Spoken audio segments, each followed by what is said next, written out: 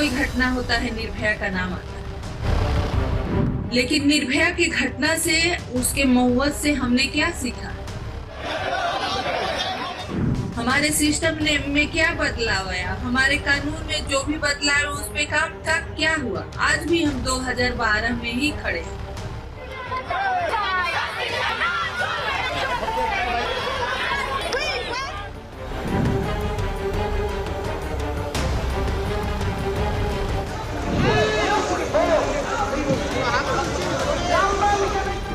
जो मुख्यमंत्री हैं उनके अंदर स्वास्थ्य मंत्रालय है, उनके अंदर सारे उनके रूल हैं, पुलिस है। अब वो नहीं समझ आ रहा है कि वो किसके खिलाफ प्रदर्शन कर रही है।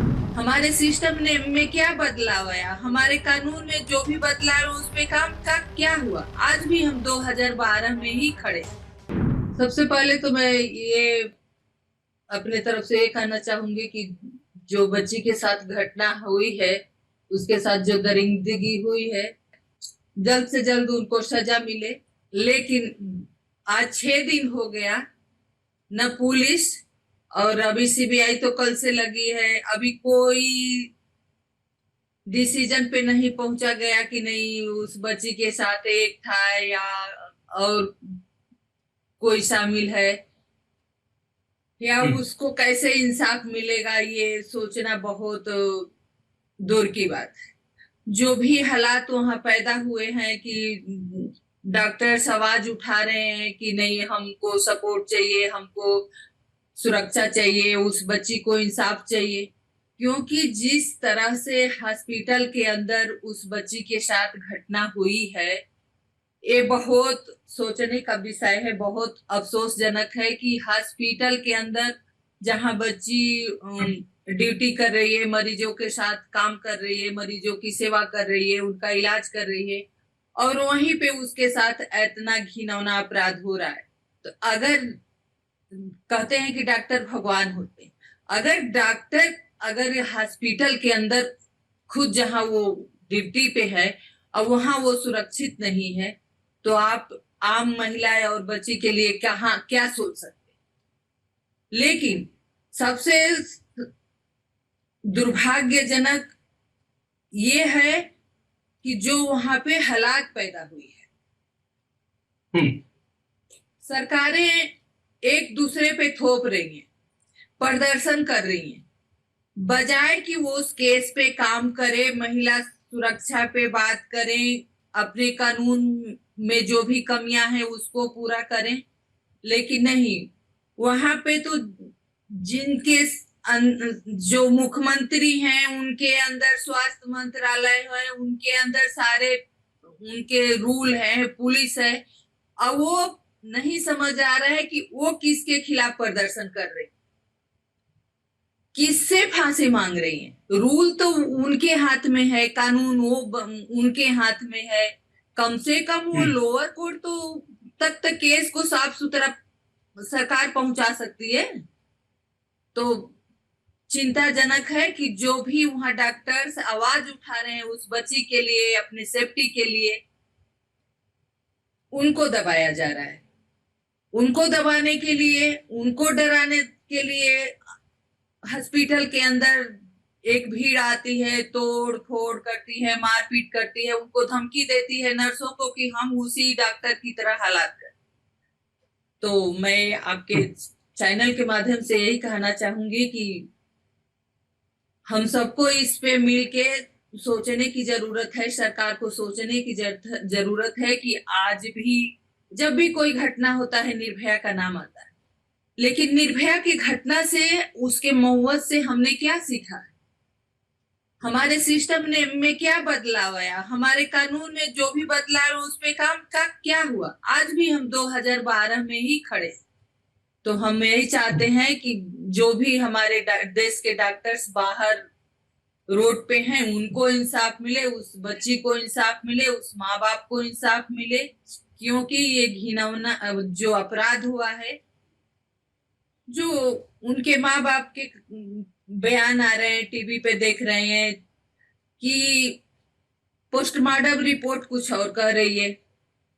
जिस तरह से बच्ची के साथ बर्बरता हुई है, तो कहीं ना कहीं लग रहा है कि हम लोगों के नजरे से कुछ छिपा हुआ है, वो बाहर आना चाहिए।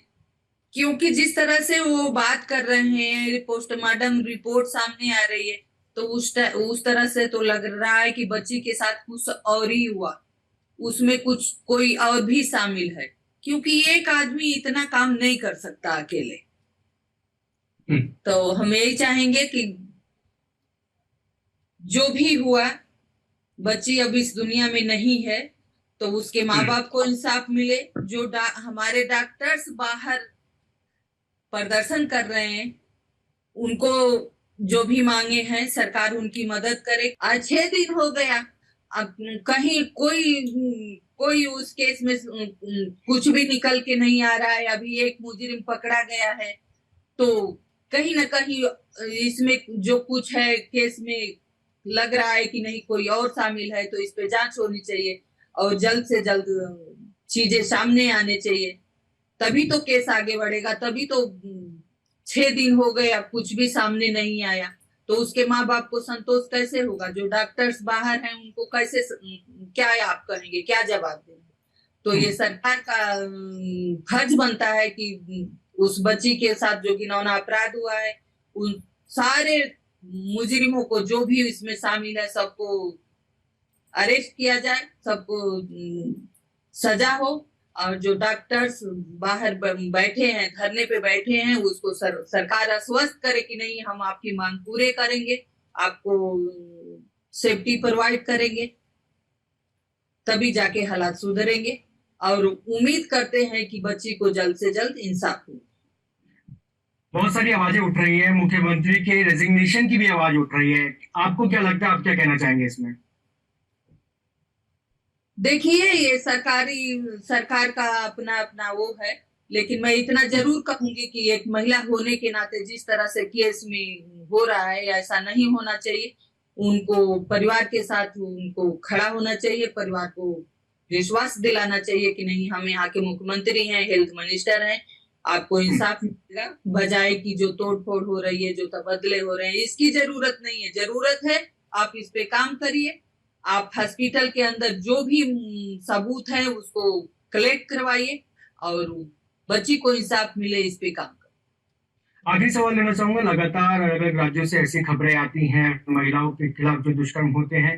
वेस्ट बंगाल की बात कर लें, और 2012 के बाद भी चीजें कितनी बदली हैं ये भी जानना चाहेंगे, और ऐसा कुछ होना चाहिए जिससे इन केसेस में लगाम लगे। देखिए, 12-13 साल हो गए, बहुत चीजें ठीक हुई है, बदली है।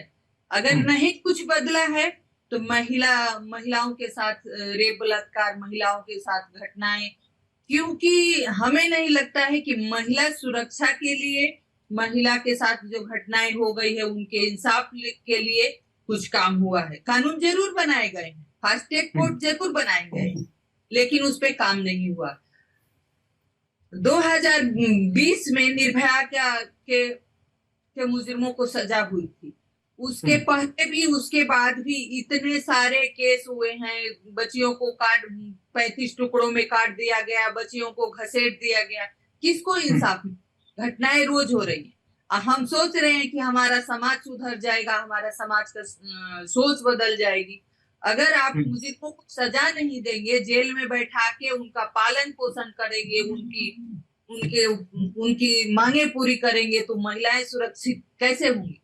तो जब तक मुजरिमों को सजा मिलेगी, जब तक फास्ट ट्रैक कोर्ट में काम नहीं होगा, जब तक जो भी कानून बने हैं उस पे काम नहीं होगा, मुजरिमों को सजा नहीं होगी, तब तक हमें नहीं लगता है कि समाज की सोच बदलेगी और महिलाएं सुरक्षित होंगी।